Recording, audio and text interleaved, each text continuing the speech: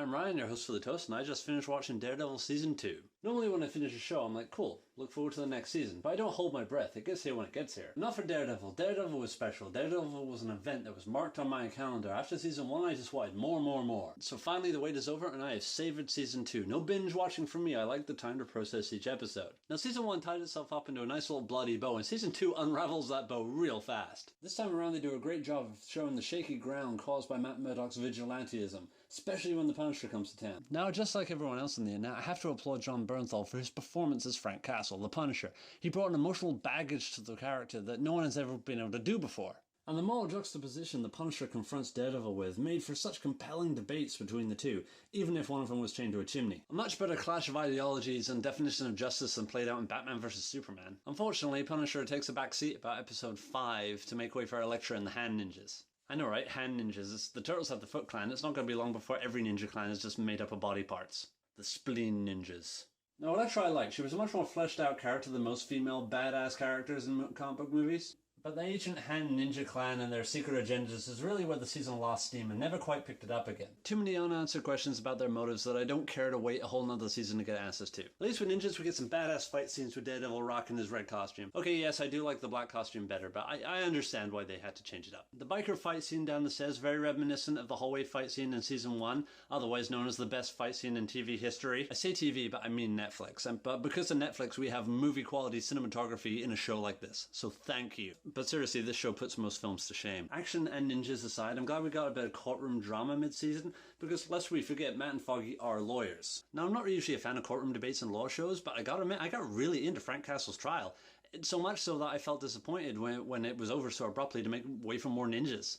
Although what time we did get in the courtroom really did show how good of a character Foggy Nelson is. Foggy was awesome in this show. He had the balls to go confront the bikers. He had the balls to tell Matt off for his vigilantism. He had the balls to stand up in court and do the whole thing himself, and he did really well. I'm glad that he got a better job at the end of the show. Foggy does not need to prove himself by fighting ninjas. Speaking of ninjas, conservation of ninjas. In this show, when ninjas show up, they're actually kind of dangerous to Daredevil because Daredevil can't get a beat on them because they like slow their heart rate and they control their breathing and he can't quite hear them. But then, the more ninjas you have, the more efficient he is at fighting ninjas, so it's just that whole mathematical theorem. The more you have, the less dangerous they are. Again, threat of ninjas not so threatening by the end of the show. Now, I'm trying to stay away from spoilers as much as I can, but if you've seen the series, then you know what I'm talking about when I say I love the inclusion of a certain character just to give you an update on this character, but they didn't overuse this character. But I'm still very happy this character was present. It was a nice touch. Now I have to talk more about the Punisher because the Punisher was the best part of season 2. He was a badass, yet he had such drama and heart, and you really felt for him, and you really rooted on for the Punisher. And you're kind of not supposed to because he's not a nice guy, but especially this iteration, you really do feel for him, and you're like, damn it, you let that man go and do what he does. Because it works. I love the way that they really hammered home the skull on his chest. I mean, multiple times in this series, he winds up with some kind of skull. Like bloody skull on his chest, or the Scully x-rays. They really hammer home the skull. And I have no problem with that at all. The only part I do have a problem with is the end of the show. Where was the Punisher rampage? I was expecting, like, he had all the gear at the end of the show, but he didn't do anything. Anyone else feel like there was a missed opportunity for the Punisher at the end of season 2? I 100% thought he was going to burst in and save the day and just mowing down ninjas with a Gatling gun. I give him his moment, give him this massive Punisher action scene.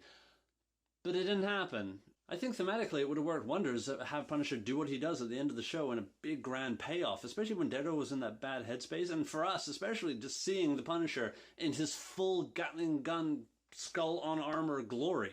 But hey, if they're trying to leave us thirsty for more, then consider me parched. Cheers to Daredevil Season 2. And as always, if you want to see more from me and my bad hair days, then click away, and I'll catch you next time. Cheers.